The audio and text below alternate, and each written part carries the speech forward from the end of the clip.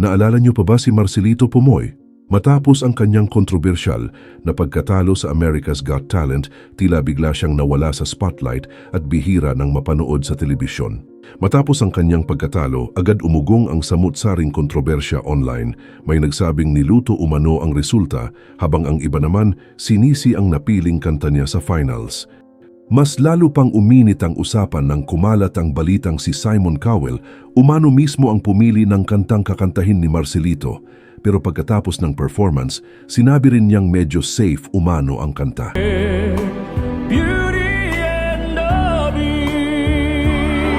Dahil dito, maraming Pilipino ang nadismaya at nagalit dahil para sa kanila, parang hindi nabigyan ng tamang pagkakataon ang pambihirang talento ni Marcelito.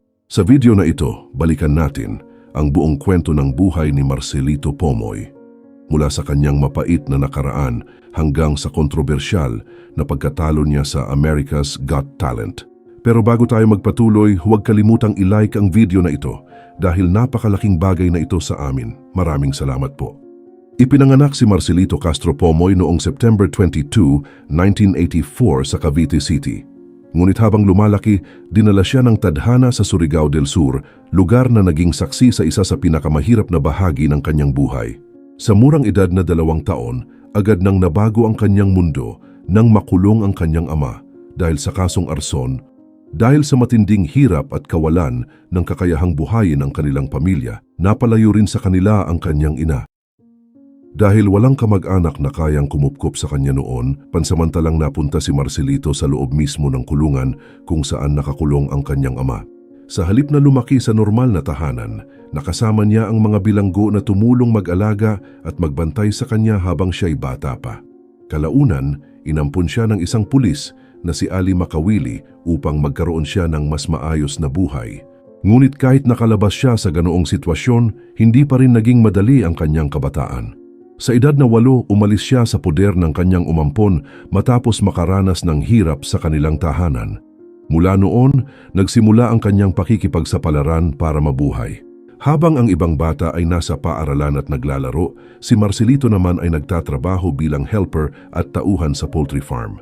Nagbebenta rin siya ng balut tuwing gabi para lamang may maipangtustos sa araw-araw. At sa gitna ng pagod at hirap ng kanyang buhay, doon niya unti-unting natuklasan ang kakaiba niyang talento. Habang nakikinig sa radyo sa poultry farm, napansin niyang kaya niyang gayahin ang matataas na boses ng mga babaeng singer habang hindi nawawala ang natural niyang boses lalaki.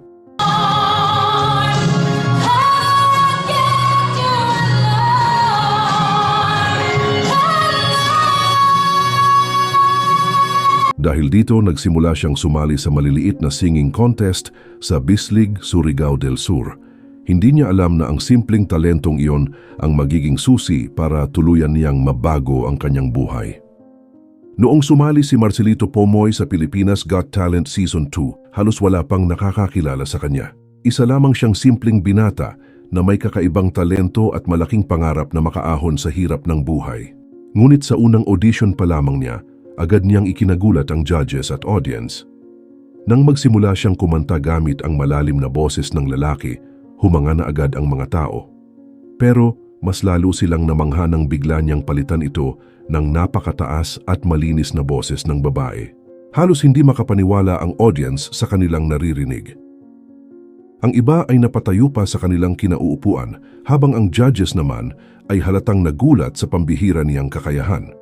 Mula noon, mabilis na naging usap-usapan si Marcelito sa buong bansa.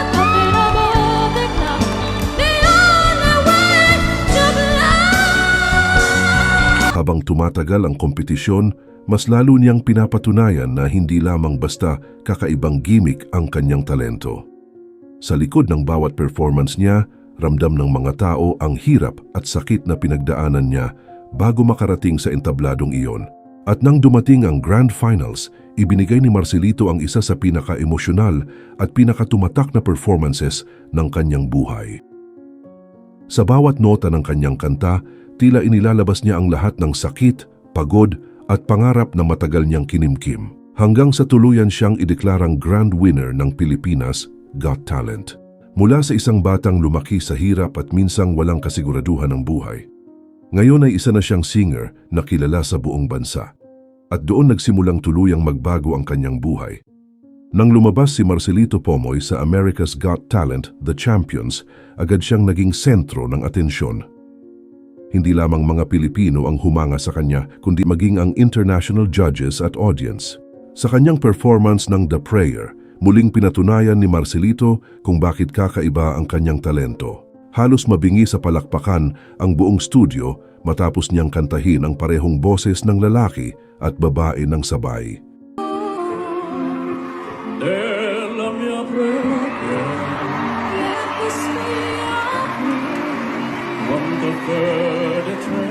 Marami ang nagsabing isa siya sa pinakamalakas na contestants ng season. Ang videos niya ay mabilis ding nag-viral online at umabot sa milyon-milyong views. Habang tumatagal ang kompetisyon, mas lalo ring tumitibay ang paniniwala ng maraming Pilipino na kaya niyang manalo at maiuwi ang titulo. Ngunit habang papalapit ang finals, doon nagsimulang uminit ang kontrobersya. Are you here to win it? Yes. Good. Sa Grand Finals ng AGT The Champions, kinanta ni Marcelito Pomoy ang Beauty and the Beast. Ngunit matapos ang performance, agad na naging usap-usapan ang naging komento ni Simon Cowell. Ayon kay Simon, medyo safe umano ang naging performance ni Marcelito at dito nagsimulang magalit ang maraming Pilipino online. Mas lalo pang lumaki ang issue nang kumalat ang balitang si Simon Cowell umano mismo ang pumili ng kantang kakantahin ni Marcelito sa finals. Kaya para sa maraming fans, tila naging unfair umano ang sitwasyon. Marami ang nagsabing kung ibang kanta sana ang kanyang kinanta, baka mas lalo niyang napabilib ang judges at audience. Habang ang iba naman ay naniniwalang hindi talaga nabigyan ng tamang appreciation ang kakaiba niyang talento. Dahil dito, umingay sa social media ang samut-saring debate at haka-haka tungkol sa naging resulta ng kompetisyon. Sa huli nagtapos si Marcelito Pomoy bilang 4th place finalist sa America's Got Talent The Champions. Para sa marami, malaking achievement pa rin ito. Ngunit para sa ibang Pilipino, pakiramdam nila ay dapat siyang nanalo. Isa sa mga pinag-usapang dahilan ay ang superfans voting system ng AGT. Hindi simpleng text voting ang ginamit noon, kaya kahit napakaraming Pilipino ang sumuporta kay Marcelito online, hindi nito direktang naaapektuhan ang final results. May ilan ding nagsabing naging paulit-ulit umano ang kanyang style ng performances. Habang ang ibang contestants ay nagdadala ng mas malalaking production at mas matinding visual performances. Ngunit sa kabila ng lahat ng ito, hindi maikakaila na isa si Marcelito sa pinakatumatak na contestants ng AGT The Champions. At hanggang ngayon, marami pa ring naniniwalang siya ang tunay na panalo. Sa kasalukuyan, patuloy pa ring kumakanta at nagpe-perform si Marcelito Pomoy dito at sa iba't ibang bansa. Bagamat hindi niya naiuwi ang titulo sa America's Got Talent, hindi nito napigilan ang paglawak ng kanyang pangalan sa international stage. Sa katunayan, kamakailan lamang ay muli siyang naging usap-usapan matapos maimbitahang mag-perform sa isang high-profile event na dinaluhan ni dating US President Donald Trump sa Mar-a-Lago, Florida. Para sa marami, isa itong patunay na kahit natalo man siya noon sa AGT, patuloy pa ring kinikilala sa buong mundo ang kanyang pambihirang talento. Hanggang ngayon, nananatili siyang inspirasyon sa maraming Pilipino na nangangarap makaahon sa hirap at maabot ang tagumpay sa buhay. Mula sa isang batang lumaki sa hirap hanggang sa isang singer na pinapalakpakan ng buong mundo, pinatunayan ni Marcelito Pomoy na walang imposible sa taong marunong mangarap at lumaban, kahit hindi niya naiuwi ang titulo sa America's Got Talent. Para sa maraming Pilipino, isa na siyang tunay na kampiyon. At ikaw, sa tingin mo, naging tama ba ang naging resulta sa AGT? O para sa'yo, si Marcelito Pomoy talaga ang dapat nanalo? I-comment mo ang iyong opinyon. At kapag nagustuhan niyo naman ang videong to, huwag kalimutan mag-comment, like at subscribe sa channel. Maraming salamat po sa panonood.